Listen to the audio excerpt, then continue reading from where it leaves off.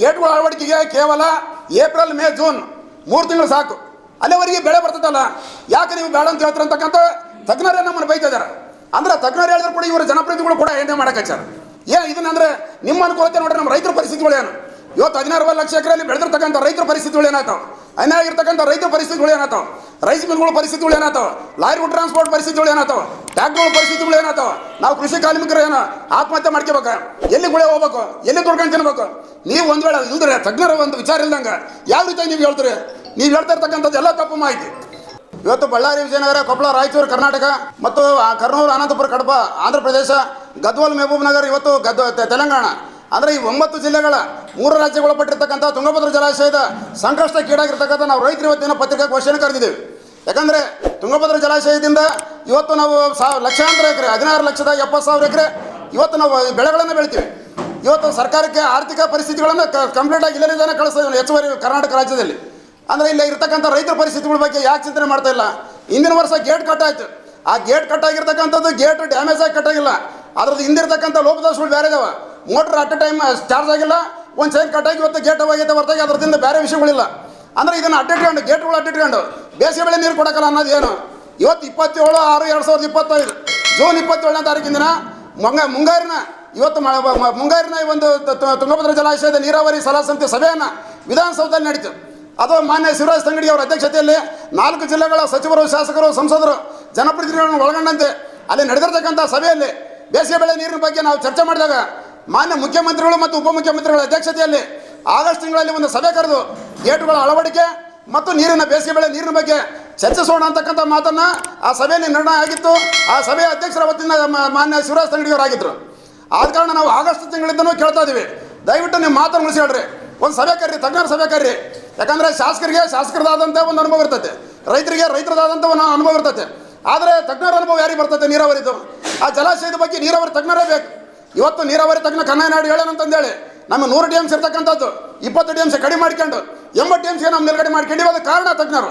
ಅಂದ್ರೆ ಅಂತ ತಜ್ಞರಿಗೆ ನಾವು ಬೆಲೆ ಕೊಡಬೇಕಾದ್ರೆ ಆ ತಜ್ಞರನ್ನ ಕೂಡಿಸ್ಕೊಂಡು ಯಾಕೆ ನಾವು ಸಭೆ ಮಾಡಬಾರ್ದು? ಇವತ್ತು ಉಪಮುಖ್ಯಮಂತ್ರಿಗಳೇ ಜಲಸಂಪನ್ಮೂಲ ಸಚಿವರು ಇದ್ದಾರೆ, ಅವ್ರ ಅಧ್ಯಕ್ಷತೆ. ಇವತ್ತು ರೈತ ಹೋರಾಟಗಾರರೇ ಇವತ್ತು ಮುಖ್ಯಮಂತ್ರಿಗಳಿದ್ದಾರೆ. ಅವರೆಲ್ಲರೂ ಒಗ್ಗೂಡಿಸ್ಕೊಂಡು ಸಭೆ ಕರಿಬೇಕಂದ್ರೆ ಮಾನ್ಯ ಶಿವರಾಜ್ ತಂಗಡಿಗೆ ನಮಗೆ ಒಪ್ಪಿಗೆ ಕೊಟ್ಟಿದ್ರು. ಅದೇ ವಿಷಯವಾಗಿ ನಮ್ಮ ಬಳ್ಳಾರಿ ಜಿಲ್ಲಾ ಉಸ್ತುವಾರಿ ಸಚಿವರಾಗಿರ್ತಕ್ಕಂಥ ಮಾನ್ಯ ಜಿಲ್ಲಾ ಉಸ್ತುವಾರಿ ಸಚಿವರಾಗಿರ್ತಕ್ಕಂಥ ಮಾನ್ಯ ಜಮೀರ್ ಅಹಮದ್ ಸಾಬ್ ಅವ್ರನ್ನ ಮತ್ತು ನಮ್ಮ ಜಿಲ್ಲೆಯ ಎಲ್ಲ ಶಾಸಕರುಗಳನ್ನ ನಾವು ಈಗಾಗಲೇ ಭೇಟಿ ಮಾಡಿ ಮನವಿ ಕೊಟ್ಟು ತಮಗೆಲ್ಲರಿಗೂ ಕೂಡ ವಿಷಯಗಳನ್ನ ತಿಳಿಸ್ಪಡಿದ್ದೀವಿ. ಆದರೆ ನಮ್ಮ ಜಿಲ್ಲೆಯಲ್ಲಿರ್ತಕ್ಕಂಥವ್ರು ಇದ್ರ ಬಗ್ಗೆ ಪ್ರಯತ್ನಿಸೋಣ ಅಂತಕ್ಕಂಥ ಮಾತನ್ನು ಹೇಳಿದರು. ಆದರೆ ಮೊನ್ನೆ 27ನೇ ತಾರೀಕಿನ ದಿನ ಮಾನ್ಯ ಶಿವರಾಜ್ ತಂಗಡಿ ಅವ್ರನ್ನ ಕಾರಟಗಿಯಲ್ಲಿ ಭೇಟಿ ಮಾಡಿದ್ವಿ. ಅರ್ಧ ಗಂಟೆ ಹೊತ್ತು ಕುಂತ್ಕೊಂಡು ಚರ್ಚೆ ಮಾಡಿದರೆ ಆ ವಿಷಯನೇ ತೆಗೆದುಬಿಡ್ರಿ, ನೀವು ಬೇಸಿಗೆ ಬೆಳೆ ನೀರು ಕೊಡಲ್ಲ, ಸಭೆನೂ ಕರೆಯಲ್ಲ. ಅಂದರೆ ಏಕಾಏಕಿ ಚರ್ಚೆ, ಸಭೆನೇ ಕರೆಯಲ್ಲ ಅಂತಂದ್ರೆ ಯಾವ್ದು ಒಂದು ಆಧಾರದ ಮೇಲೆ ಅದನ್ನೇನಾದರೂ ಕೂಡ ನೀವು ಜಲಸಂಪನ್ಮೂಲ ಸಚಿವರೊಂದಿಗೆ ಚರ್ಚೆ ಮಾಡಿದ್ದೀರಾ? ಇಲ್ಲ, ಅದಕ್ಕೂ ವಿಷಯ ಇಲ್ಲ. ಸರ್ ನೀವು ಕೊಡಲ್ಲ ಅಂತಾರಲ್ಲ, ನಾವು ಒಪ್ಪಿಗೆ, ನೀವೇನು ಕಾರಣ ಏನು? ಗೇಟ್ ಕುಂದ್ರಿಸ್ತೀವಿ. ಗೇಟ್ ಕುಂದ್ರಸಕ ಸಮಯದ ಅವಕಾಶ ಕೇಳ್ರಿ, ಎಷ್ಟು ದಿನಗಳು ಬೇಕಾಗ್ತಾವ ಅಂತಕ್ಕಂಥ ತಜ್ಞರಿಂದ ಪಡ್ರಿ ಆ ಸಲಹೆಗಳನ್ನು. ಯಾವುದೇ ವಿಚಾರ ಇಲ್ದಂಗೆ ಏಕಾಏಕಿ ನಾವು ಬೇಸಿಗೆ ಬೆಳೆ ನೀರು ಕೊಡಲ್ಲ ಅಂದರೆ ಈಗೇನು ಮಳೆಗಾಲದಲ್ಲಿ ಐತೆ, ಇಲ್ಲಂದ್ರಲ್ಲೇ ಭತ್ತಗಳೆಲ್ಲ ಬಿದ್ದೋಗ್ಬಿಟ್ಟವ, ಮೆಕ್ಕೆಜೋಳಗಳೆಲ್ಲ ಬಿದ್ದು ಇವತ್ತಿನ ರೇಟ್ ಇಲ್ದಂಗೆ ಕೇಳೋರಿಲ್ದಂಗೆ ಆಗ್ಯಾರ. 300 ರೂಪಾಯಿಗೆ ಒಂದು ಯೂರಿಯಾ ಚೀಲನ ಕಳ್ತಲ್ಲಿ ಬರೀ 600 ರೂಪಾಯಿಗೆ ಮಾಡ್ತಾರೆ, ಅದನ್ನು ಕೂಡ ತಗೊಂಡಿವಿ. ಅಂದರೆ ಇವಾಗ 600 ರೂಪಾಯಿಗೆ ಇವತ್ತು ರೇಟ್ ಇಟ್ಬಿಟ್ಟಿವಿ. ಬರೀ ಇನ್ನೂ 2 ಸರಿ 3 ಸರಿ ಔಷಧ ಹೊಡಿತಕ್ಕಂಥವ್ರು ಇವತ್ತು 8 ಸರಿ ಔಷಧ ಹೊಡಿತಿದ್ದೆ ಹೊಲಗಳಿಗೆ. ಯಾಕಂದರೆ ಮೋಡ ಮುಚ್ಚಿದ ವಾತಾವರಣ, ಕ್ಲೈಮೇಟ್. ಅಂದರೆ ಈ ವಾತಾವರಣಗಳಿಗೆ ಇರಬೇಕಾದ್ರೆ ರೈತರೆಲ್ಲ ಕೂಡ ನಾವು ಅನ್ಯಾಯ ಲಾಸ್ ಆಗ್ತಿದ್ವಿ. ಯಾಕೆ ನೀವು ಬೇಸಿಗೆ ಬೆಳೆ ಕೊಡಬಾರ್ದು?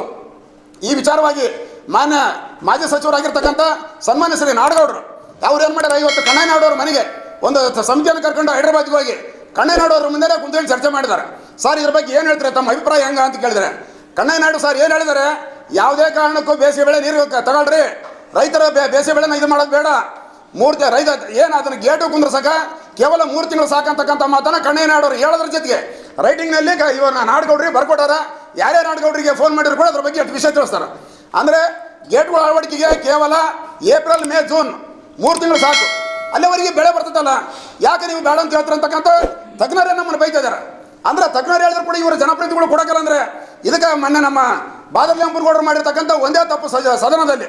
ಆ ಸದನದಲ್ಲಿ ಎತ್ತಿಕೊಂಡು ಏನು ಕೇಳಿದತ್ತ, ಸರ್ ಒಂದು ವೇಳೆ ಜಲಾಶಯದಲ್ಲಿ ನೀರು ನಿಲ್ಲುಗಡೆ ಆಗದೆ ಹೋದರೆ ನಮಗೆಲ್ಲರಿಗೂ 1,000 ಕೋಟಿ ಕೊಡ್ರೆ ಮುಖ್ಯಮಂತ್ರಿಗಳಿಂದ, ನಾವೆಲ್ಲ ಕಾರ್ಯ ರಿಪೇರ್ ಮಾಡಿಸ್ಕೊಂಡ್ಬಿಡ್ತು ಅಂತ ಹೇಳಿದೆ. ಹೇಳಿದ ಮಾತದು ಒಂದು ವೇಳೆ ಅಂತ ಹೇಳಿದೆ. ಅದು ಒಂದು ವೇಳೆ ಬಿಟ್ಬಿಡ್ತು ಎಲ್ಲರಿಗೆ ಎಮ್ಮೆಗಳು ಕಿವ್ಯಾಗ. ಅದೇನು 1,000 ಕೋಟಿ CM ಕೊಡ್ತಾ ನಮಗೆ ಫಂಡ್ ಬರ್ತಂತಂದೇಳಿ ಆಸೆ ಇಟ್ಕೊಂಡ್ರು ರೈತರು ಬೇಸಿಗೆ ಬೆಳೆ ಏನೇ ಮಾಡಕ್ಕೆ ಇದನ್ನಂದ್ರೆ ನಿಮ್ಮ ಅನುಕೂಲತೆ ನೋಡ್ರಿ. ನಮ್ಮ ರೈತರ ಪರಿಸ್ಥಿತಿಗಳೇನು? ಇವತ್ತು 16 ಲಕ್ಷ ಎಕರೆಯಲ್ಲಿ ಬೆಳೆದಿರ್ತಕ್ಕಂಥ ರೈತರ ಪರಿಸ್ಥಿತಿಗಳು ಏನಾಯ್ತಾವ, ಅನ್ಯಾಯ ಆಗಿರ್ತಕ್ಕಂಥ ರೈತರ ಪರಿಸ್ಥಿತಿಗಳು ಏನಾಯ್ತಾವ, ರೈಸ್ ಮಿಲ್ಗಳ ಪರಿಸ್ಥಿತಿಗಳು ಏನಾಯ್ತಾವ, ಲಾರಿ ಟ್ರಾನ್ಸ್ಪೋರ್ಟ್ ಪರಿಸ್ಥಿತಿಗಳು ಏನಾಯ್ತಾವ, ಟ್ರ್ಯಾಕ್ಟರ್ಗಳ ಪರಿಸ್ಥಿತಿಗಳು ಏನಾಯ್ತಾವ. ನಾವು ಕೃಷಿ ಕಾರ್ಮಿಕರು ಏನೋ ಆತ್ಮಹತ್ಯೆ ಮಾಡ್ಕೋಬೇಕು, ಎಲ್ಲಿ ಗುಳೆ ಹೋಗ್ಬೇಕು, ಎಲ್ಲಿ ತೊಡ್ಕೊಂಡು ತಿನ್ಬೇಕು. ನೀವು ಒಂದು ವೇಳೆ ಇಲ್ದ್ರೆ ತಜ್ಞರ ಒಂದು ವಿಚಾರ ಇಲ್ದಂಗೆ ಯಾವ ರೀತಿ ನೀವು ಹೇಳ್ತೀರಿ? ನೀವು ಹೇಳ್ತಾ ಇರ್ತಕ್ಕಂಥದ್ದು ಎಲ್ಲ ತಪ್ಪು ಮಾಹಿತಿ. ಯಾಕಂದ್ರೆ ನಾ ಜಲಾಶಯದಲ್ಲಿ ಇರ್ತಕ್ಕಂಥದ್ದು ಇವತ್ತು ಆ ಜಲಾಶಯದಲ್ಲಿ 100 TMC ಕೆಪಾಸಿಟಿ. ಆ 100 TMC ಜಲಾಶಯದ ಕೆಪಾಸಿಟಿಯಲ್ಲಿ ಆ ಜಲಾಶಯದ ಗೇಟ್ಗಳು ಆಪರೇಟ್ ಮಾಡೋದು ಕೇವಲ 60 TMC ಮಾತ್ರ. ಇನ್ನು 40 TMC ಆಪರೇಟ್ ಮಾಡೋಕ್ಕೆ ಗೇಟ್ಗಳು ಬರಲ್ಲ. ಅದು ಅಲ್ಲಿ ಕಟ್ಟಡ ಬಂದ್ಬಿಡ್ತದೆ. ಅಂದ್ರೆ ಅದು ಬರ್ತದೆ ಅಂತ ಅನ್ನೋದ್ರ ಪರಿಜ್ಞಾನ ಜಲಾಶಯ ಶಾಸಕರಿಗೆ ಮನವರಿಕೆ ಮಾಡಿಕೊಟ್ಟಿವಿ ಎಲ್ಲರಿಗೆ, ಜಿಲ್ಲೆದವರಿಗೆ. ಆ 40 TMC ಯಾವಾಗ ಸ್ಟಾಪ್ ಆಗ್ತೆ, ಆ 40 TMC ಹೊರಗಡೆ ಜಲಾಶಯದಿಂದ ಬಿಡಬೇಕಾದ್ರೆ ಎಡಭಾಗ ಬಲಭಾಗದಲ್ಲಿ ಇರ್ತಕ್ಕಂಥ ಕಾರ್ಯಗಳ ಮುಖಾಂತರ ಬಿಡ್ಬೇಕು ಹೊರಕ. ಅಂದ್ರೆ ನೀವು ಕಾರ್ಯಗಳ ಮುಖಾಂತರ ನದಿ ಬಿಡೋದ್ರ ಬಂದು ನಮಗೆ ಕೊಡ್ರಿ ನೀರು ಕಾರ್ಯಗಳಿಗೆ. ರೈತರು ಬೆಳ್ಕೊಂಡು ತಿಂತೇವೆ. ಯಾಕನ್ನೇ ಮಾಡ್ತಾರೆ ರೈತರನ್ನ? ಒಂದು ವೇಳೆ ನೀವು ಇನ್ನೊಂದು ಹೇಳ್ಬೇಕಾದ್ರೆ 60-40 TMC ಇವತ್ತು 80 TMC ಐತೆ, ನಮಗೆ ಬೇಕಾಗಿರೋದು 100 TMC ಐತೆ. ಇವತ್ತಿನ 10 TMC ದಾರಿ ಬರ್ತಾ ಇನ್ನು 10 TMC ದಾರಿ ಬರ್ತಾ ಐತೆ. ಇನ್ನು 10 TMC ಇವತ್ತು ಕ್ಲೈಮೇಟ್ ಐತೆ, ನವೆಂಬರ್ನಾಗ ಐತೆ. ನೀವು ಜನವರಿ ತಿಂಗಳವರೆಗೆ, ಇವತ್ತೇ ನಮ್ಮ ಡಿಸೆಂಬರ್ ನವೆಂಬರ್ ಜನವರಿ ತಿಂಗಳವರೆಗೆ 40 TMC ಖಾಲಿ ಮಾಡ್ರಿ, 40 TMC ಮಾತ್ರ ಉಳಿಸ್ರಿ. ಆ 40 TMC ಆಪರೇಟ್ ಮಾಡೋದು ಕಾಲುವೆಗಳ ಗೇಟ್ಗಳು ಮಾತ್ರ. ಇದು ಗೇಟ್ಗಳಲ್ಲ. ಫೆಬ್ರವರಿ ತಿಂಗಳಿಂದ ಜಲಾಶಯದ ಗೇಟ್ಗಳನ್ನ ನೀವು ಕೂಡ್ಸಕ್ತಾ ಪ್ರಾರಂಭ ಮಾಡಿಬಿಡ್ರಿ. ಮಾನ್ಯ ತಜ್ಞರಾಗಿರ್ತಕ್ಕಂಥ ನಾಯ್ಡು ಅವರು ಹೇಳಿರೋದು ಕೇವಲ 3 ತಿಂಗಳು.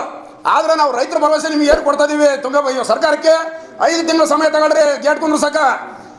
ನೀರಾವರಿ ತಜ್ಞರು ಹೇಳಿದಂಗೆ 3 ತಿಂಗಳು ಬೇಡ, ನೀವು 5 ತಿಂಗಳು ತಗೊಳ್ರಿ ಟೈಮ್. ಫೆಬ್ರವರಿ ನಮ್ಮ ಗೇಟ್ಗಳಿಗೆ ಕಟ್ಟಡಕ್ಕೆ ಸಂಬಂಧ ಇಲ್ಲ. February, March, April, May, June ಅಲ್ಲಿ ಜುಲೈನೇ ಕೊಡಿರ್ತೈತಿ ಅವಕಾಶ. ಈ 5-5.5 ತಿಂಗಳು ಟೈಮ್ ತಗೊಂಡು ನೀವು ಗೇಟ್ ಕುಂದ್ರಸ್ರಿ. ಫೆಬ್ರವರಿಲಿದ್ದ ಒಂದು ಕಡೆ ನೀವು ಗೇಟ್ ಕುಂದ್ರಸ್ರಿ, ಒಂದು ಕಡೆ ನಮ್ಮ ಕಾರ್ಯಗಳಿಗೆ ನೀರು ಬಿಡ್ರಿ. ಯಾಕೆ ಇದ್ರ ಬಗ್ಗೆ ತಿಳುವಳಿಕೆ ತಾಣ್ತಾ ಇಲ್ಲ? ತಜ್ಞರೊಂದಿಗೆ ಯಾಕೆ ಸಭೆ ನಡೆಸ್ತಾ ಇಲ್ಲ? ಈ ವಿಚಾರಗಳೆಲ್ಲ ಬಯಲಿ ಬರಬೇಕಾದ್ರೆ ನೀರಾವರಿ ಸಲಹಾ ಸಮಿತಿ ಸಭೆ ಬೇಕು. ಈ ಕುರಿತಂತೆ 4 ಜಿಲ್ಲೆಗಳ ಮಾಜಿ ಸಚಿವರು, ಮಾಜಿ ಸಂಸದರು, ಮಾಜಿ ಶಾಸಕರು, ಮಾಜಿ ವಿಧಾನ ಪರಿಷತ್ ಸದಸ್ಯರು, ಮಾಜಿ ಕಾಡಾಧ್ಯಕ್ಷರುಗಳು ಮತ್ತು ರೈತ ಸಂಘಟನೆಗಳ ಮುಖಂಡರೊಂದಿಗೆ ನಿನ್ನೆ ದಿನ ಸಿಂಧನೂರಿನ ಪ್ರವಾಸಿ ಮಂದಿರದಲ್ಲಿ ಒಂದು ಸಭೆ ನಡೀತು.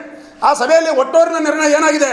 ಇವತ್ತಿನ ದಿನ 4 ಜಿಲ್ಲೆಗಳಲ್ಲಿ ಇವತ್ತು ಪತ್ರಿಕಾಗೋಷ್ಠಿ ಕರೆದು ವಾಸ್ತವ ಸ್ಥಿತಿಗಳನ್ನು ಬೇಸಿಗೆ ಬೆಳೆ ನೀರು ಬೇಕಂತ ತಿಳಿಸ್ರಿ ಅಂತಕ್ಕಂಥದ್ದು 1ನೇ ನಿರ್ಣಯ. 2ನೇ ನಿರ್ಣಯ, ನಾಳೆ ನವೆಂಬರ್ 1ನೇ ತಾರೀಕು ಎಲ್ಲ ಜಿಲ್ಲಾ ಉಸ್ತುವಾರಿ ಸಚಿವರಿಗೆ ನಿಮ್ಮ ಮನವಿಯನ್ನು ಕೊಡಬೇಕಂತಕ್ಕಂಥದ್ದು 4 ಜಿಲ್ಲೆಗಳಲ್ಲಿ ತೆಗೆದುಕೊಳ್ಬೇಕಾಗಿರ್ತಕ್ಕಂಥ 2ನೇ ನಿರ್ಣಯ. 3ನೇ ನಿರ್ಣಯ, ಎಲ್ಲ ಜನಪ್ರತಿನಿಧಿಗಳೊಂದಿಗೆ ರೈತರೊಂದಿಗೆ ಹೊಂದಾಣಿಕೆ ಆಗಿ ಕಂಪ್ಲೀಟ್ ಎಲ್ಲರೂ ಬೆಂಗಳೂರಲ್ಲಿ 3ನೇ ತಾರೀಕಿನ ದಿನ ಮಾನ್ಯ ಉಪಮುಖ್ಯಮಂತ್ರಿಗಳನ್ನು ಭೇಟಿ ಮಾಡಿ ಮನವಿ ಸಲ್ಲಿಸಿ ರಿಕ್ವೆಸ್ಟ್ ಮಾಡ್ತಕ್ಕಂಥದ್ದು 3ನೇ ಅಭಿಪ್ರಾಯ. ಇನ್ನು ಒಂದು ವೇಳೆ ಸರ್ಕಾರನ ಮಾತಿ ಬರದೇ ಹೋದರೆ ಎಲ್ಲ 4 ಜಿಲ್ಲೆಗಳಲ್ಲಿ 5ನೇ ತಾರೀಕಿನಿಂದ ಉಗ್ರ ಪ್ರತಿಭಟನೆಗೆ ರೈತರೆಲ್ಲರೂ ಸಿದ್ಧರಾಗಲೇಬೇಕಂತಕ್ಕಂಥ ಮಾತನ್ನ ಈ 4 ನಿರ್ಣಯಗಳಾಗಿದ್ದಾವೆ ನಿನ್ನೆ ಸಭೆಯಲ್ಲಿ. ಈ 4 ನಿರ್ಣಯಗಳ ಕುರಿತು ಎಲ್ಲರಿಗೂ ಕೂಡ ಪತ್ರಿಕಾಗೋಷ್ಠಿ ಕರೆದು ಹೇಳ್ಬೇಕಂತ ಮಾತನ್ನು ಹೇಳಿದ್ದಾರೆ. ಅದೇ ರೀತಿಯಾಗಿ ನಾವು ಕೂಡ ಏನು ಮಾಡ್ತಾ ಇದ್ದೀವಿ, ಬಳ್ಳಾರಿ ಜಿಲ್ಲೆಯಲ್ಲಿ ನಿನ್ನೆ ನಾಡಗೌಡರ ಜೊತೆಗೆ ಮಾನ್ಯ ಮಾಜಿ ಸಚಿವರು ಅಲ್ಲಿ ಶಾಸಕರಾಗಿರ್ತಕ್ಕಂಥ ಸನ್ಮಾನ್ಯ ಶ್ರೀ ಗಾಲಿ ಜನಾರ್ದನ ರೆಡ್ಡಿ ಸರ್ ಅವರು ಕೂಡ ಮಾತಾಡಿ ನಮ್ಮ ಹತ್ರ ದೂರವಾಣಿ ಕರೆ ಕೊಟ್ಟಿದ್ರು. ಆ ದೂರವಾಣಿ ಕರೆ ಮೇರೆಗೆ ಅವ್ರು ಏನು ಹೇಳಿದ್ರು, ಇಲ್ಲ ನಾವು ನೀವು ಫಸ್ಟ್ ಪತ್ರಿಕಾಗೋಷ್ಠಿ ಮಾಡ್ರಿ, ಒಂದು ವೇಳೆ ನಮ್ಮ ಸರ್ಕಾರ 3ನೇ ತಾರೀಕು ಕೂಡ ನೋಡ್ತೀವಿ, ಸರ್ಕಾರ ಒಂದು ವೇಳೆ ನಮಗೆ ಮಾತಿ ಕೊಡದೆ ಹೋದ್ರೆ ನಿಮ್ಮ 5ನೇ ತಾರೀಕು ನಿಮ್ಮ ಬೆನ್ನೆಲುಬಾಗಿ ನಾವೆಲ್ಲರೂ ಕೂಡ ನಿಂತಿರ್ತು ಅಂತಕ್ಕಂಥ ಮಾತನ್ನು ಮಾನ್ಯ ಜನಾರ್ದನ ರೆಡ್ಡಿ ಅವರು ಕೂಡ ಹೇಳಿದಾರೆ. ಈ ಕಡೆ ಈಗ ದೂರವಾಣಿಯಲ್ಲಿ ನಮ್ಮ ಮಗ ಹೋಗಿದ್ದ ಸಾಗರ್ ಹೋದ ಮಾತಿ ಕೂಡ ತಿಳಿಸಿದ್ರು. ಅಂದ್ರೆ ವಿಷಯ ಏನಾಗ್ತದೆ, ಅದನ್ನು ವಿಕೋಪಕ್ಕೆ ತಗೊಂಡೋತ್ರಿ. ಇದನ್ನು ರಾಜಕೀಯಕ್ಕೆ ಬೆಳೆಸ್ತಾರೆ ಸರ್ಕಾರದಾಗ. ನಮಗೆ ರೈತರಿಗೆ ಸರ್ಕಾರ ರಾಜಕೀಯ ಬೇಕಿಲ್ಲ, ನಮಗೆ ಬೇಸಿಗೆ ಬೆಳೆ ನೀರು ಬೇಕು. ನೀವು ಯಾರು ನಮಗೆ ರೈತರಿಗೆ ಬೆನ್ನೆಲು ಬರ್ತಾರೋ ಅವರಿಂದ ನಾವು ಬರ್ತವೆ. ನಾವೀಗಾಗಲೇ ಆಡಳಿತ ಪಕ್ಷದಲ್ಲಿ ಎಲ್ಲರೂ ಕೂಡ ಕೈ ಮುಗಿದು ಕೇಳ್ಕೊಂಡಿವಿ. ಮತ್ತೆ ಇವತ್ತು ವಿರೋಧ ಪಕ್ಷದಲ್ಲಿ ನಮ್ಗೆ ಬೆನ್ನೆಲು ಬರ್ತಾರೋ ಅವರಿಂದ ಹೋಗ್ತವೆ. ನಮ್ಗೆ ಯಾವುದೇ ಕಾರಣಕ್ಕೂ ರೈತರ ಬೆನ್ನೆಲು ಆಗ್ತಕ್ಕಂಥದ್ದು ನಮಗೆ ಬೇಸಿಗೆ ಬೆಳೆ ನೀರು ಕೊಡೋದ್ರಿಂದ ಹೋಗೋರು ನಾವು. ಹಂಗಾಗಿ ನಾವು ದಯವಿಟ್ಟು ಎಲ್ಲರನ್ನ ಪತ್ರಿಕಾ ಮಾಧ್ಯಮ ಮುಖಾಂತರ ಸರ್ಕಾರ ಮನವಿ ಮಾಡ್ತಾ ಇರೋದು, ದಯವಿಟ್ಟು ನೀರಾವರಿ ಸಲಹಾ ಸಮಿತಿ ಸಭೆಯನ್ನು ತಜ್ಞರೊಂದಿಗೆ ಕರೀರಿ. ಆ ತಜ್ಞರ ಜೊತೆ ಚರ್ಚಿಸಿ ಬೇಸಿಗೆ ಬೆಳೆಗೆ ನೀರು ಕೊಟ್ಟಾಕಿರ್ಬೇಕು.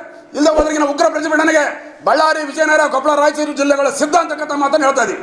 ಈ